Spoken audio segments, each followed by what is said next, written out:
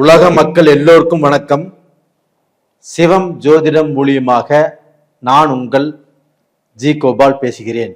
இன்னைக்கு நான் பேசக்கூடிய பலன் என்ன அப்படின்னா, சனி பகவானின் வக்ரம். இந்த சனி பகவானின் வக்ரமாகப்பட்டது ஜூலை மாதம் 13ஆம் தேதி ஸ்டார்ட் ஆகி நவம்பர் மாதம் 28ஆம் தேதி முடிவடைகிறது. கிட்டத்தட்ட ஒரு 130 நாள் கணக்கு வச்சுக்கலாம். இது பாத்தீங்கன்னா மேனத்துல இருந்து பின்னோக்கி நகர்ந்து கும்பத்துக்கு வருது இந்த சனி பகவான். அப்ப அந்த சனி பகவானுடைய பலன் நம்முடைய விருச்சக ராசிக்காரங்களுக்கு எப்படி இருக்கும்? இந்த விருச்சக ராசிக்காரங்களுக்கு அர்த்தாஷ்டம சனியிலிருந்து இப்பதான் சனி பகவான் 5ஆம் இடத்துக்கு வந்திருக்கிறார். இந்த அர்த்தாஷ்டம சனியில் அந்த சனி பகவான் இருந்து விருச்சக ராசிக்காரங்களுக்கு நல்ல நிம்மதி இல்லை, நல்ல சந்தோஷம் இல்லை, நல்ல மனநிலை இல்லை, மன இறுக்கம், ரொம்பவுமே வேதனை. அது போக அதற்கு முன்னாண்ட 7.5 சனி, அதற்கு முன்னாண்ட ஒரு 2 வருஷம் கேப்பு, மீண்டும் அர்த்தாஷ்டம சனி, இப்படி நிறைய குழப்பங்கள் வாழ்ந்துட்டு இருக்கிறாங்க. இவங்க வாழ்க்கையில இவங்களுக்கு என்னடா வேலைன்னா போட்டியாளர்களை உருவாக்குவது. அந்த போட்டியாளர்களை இவர்களே உருவாக்கி அவங்களோட ஃபைட் பண்ணி அவங்களோட ஜெயிச்சு இன்னைக்கு வரைக்கும் வந்துட்டு இருக்கிறாங்க. அது போக பார்த்தீங்கன்னா இவங்களுக்கு செவ்வாய் பகவான் இவங்களுடைய ராசிநாதன். அப்ப இவங்களுடைய ராசிநாதனாகப்பட்டது லக்னத்துக்கோ ராசிக்கோ 9ஆம் இடத்தில் பாக்யஸ்தானத்தில் அந்த செவ்வாய் பகவான் நீச்சமிட்டார். இது 10 நாளோ 20 நாளோ இருந்தா கூட தப்பு இல்லை. 6 மாச காலங்கள் அந்த செவ்வாய் பகவான் நீச்ச கதியிலே இருந்தார். அப்ப அந்த நீச்ச கதியில பாக்யஸ்தானத்தில் அந்த செவ்வாய் பகவான் இருக்கும்போது விருச்சக ராசிக்காரர்களுக்கு இருக்கக்கூடிய வரக்கூடிய எல்லா விதமான பாக்கியத்தையுமே இழந்துட்டாங்க. வண்டி வாகனத்தை இழந்தாங்க, இருக்கக்கூடிய பூமியை இழந்தாங்க, வீடு வாசலை இழந்தாங்க, தொழிலை இழந்தாங்க, தொழிலையே இழுத்து மூடக்கூடிய சூழ்நிலை வந்துச்சு, இதையும் இழந்தாங்க. இவ்வளவு கஷ்டத்துல இருந்து அங்க எப்படா முன்னேறது, எப்படி நல்ல நிலைமைக்கு வர்றது அப்படிங்கிற ஒரு சூழ்நிலை வரும்போதுதான் இந்த சனி பகவானுடைய வக்ரம் வந்துச்சு. இந்த சனி பகவானுடைய வக்ரமாகப்பட்டது இந்த விருச்சக ராசிக்காரங்களுக்கு ஒரு இமாலய வெற்றியை கொடுக்கக்கூடிய அமைப்பு இருக்கிறது. அப்ப அந்த இமாலய வெற்றியால் இவங்களுடைய வம்பு வழக்கு தீரும். ஏன்னா இவங்களுக்கு 5ஆம் இடத்துல பூர்வீக ஸ்தானத்துலதான் அந்த சனி பகவான் வக்ரம் அடைகிறார்.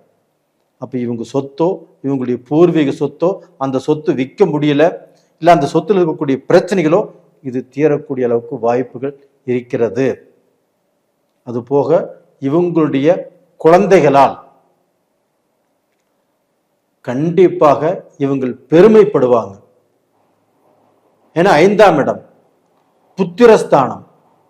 அப்ப அந்த 5ஆம் இடத்துல அந்த சனி பகவான் வக்ரம் அடையும் போது கண்டிப்பாக இவங்க குழந்தைகளால இவங்களுடைய பெண்ணாலையும் சரி ஆணாலையும் சரி, அவங்க படிப்பிலையும் சரி, அவங்களுடைய வேலையிலும் சரி, அவங்களுடைய திருமண வாழ்க்கையிலும் சரி, இவங்க சந்தோஷப்படக்கூடிய டைம் வந்தாச்சு.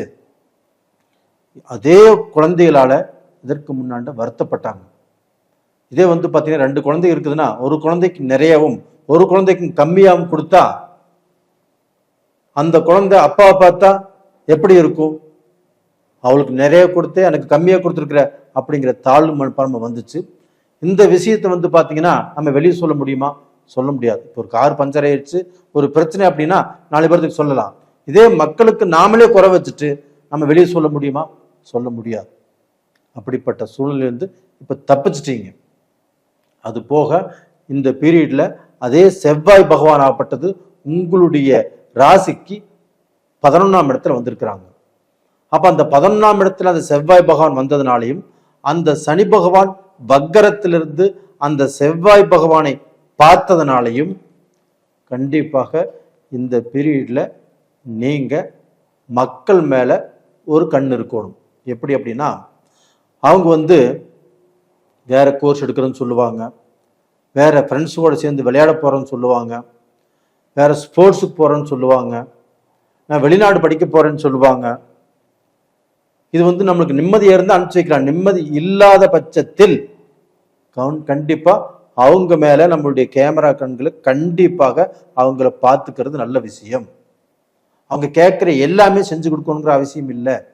இப்போ கொஞ்சம் கேர்ஃபுல்லா பார்த்துக்கோங்க.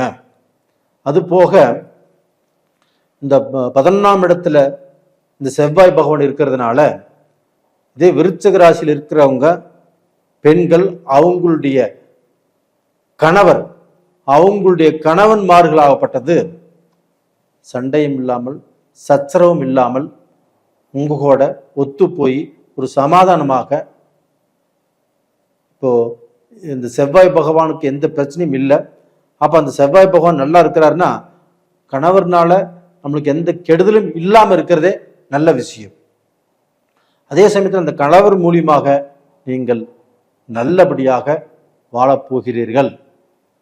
அதே சமயத்தில் பார்த்தீங்கன்னா இந்த குரு பகவானும் சுக்கர பகவானும் இணைஞ்சு உங்களுடைய ராசிக்கு 8ஆம் இடத்துல இருந்து அதனுடைய 7ஆம் பார்வையாக உங்க ராசிக்கு தனஸ்தானத்துல 2ஆம் இடத்தை பார்க்கறாங்க. அப்ப 2ஆம் இடத்தை பார்க்கும்போது தனம், ஐஸ்வர்யம், செல்வம், செல்வாக்கு இதற்கு குறை இருக்காது. அப்ப உங்களுக்கு நல்ல வளர்ச்சி இருக்கும். நீங்கள் நினைத்ததை சாதிக்க முடியும். அதே சமயத்துல குரு பகவானாகப்பட்டது உங்களுடைய ராசிக்கு 12ஆம் இடத்தையும் பார்க்கறாங்க. அப்ப அந்த 12ஆம் இடத்தை பார்க்கறதுனால வெளிநாடு, வெளிநாட்டு வாழ்க்கை, வெளிநாட்டு பிசினஸ், வெளிநாடு நீங்க போலாம்னு நினைச்சாலும் போலாம். இதே வெளிநாட்டுல உள்ளவங்க இப்போ Malaysia, Singapore, Japan, Switzerland, German, Canada, Australia, USA, London, இது மாதிரி வெளியில இன்னும் எத்தனையோ கண்ட்ரிகள் இருக்குது. இந்த கண்ட்ரியில் இருக்கிறவங்க எல்லாம் விருச்சிக ராசிக்காரங்க நிறைய கஷ்டப்பட்டுட்டீங்க, நிறைய வாழ்க்கையில அவதிப்பட்டுட்டீங்க.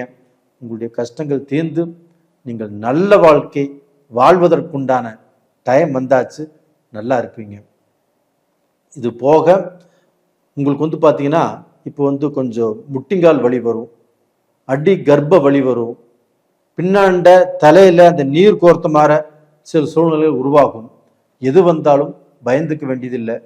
நீங்க ஹாஸ்பிட்டல் போய் பாருங்க. உங்களுக்கு எப்பேற்பட்ட கஷ்டங்கள் வந்தாலும் கண்டிப்பாக தீர்ந்து போகும். காரணம் உங்க ராசிக்கு 2ஆம் இடத்துல குரு பார்க்கிறாரு.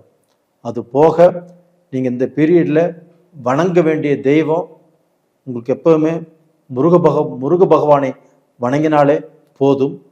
அது இல்லை, அது போக சிவன், அதே சிவன் கோயில்ல காலபைரவர் இருப்பாரு.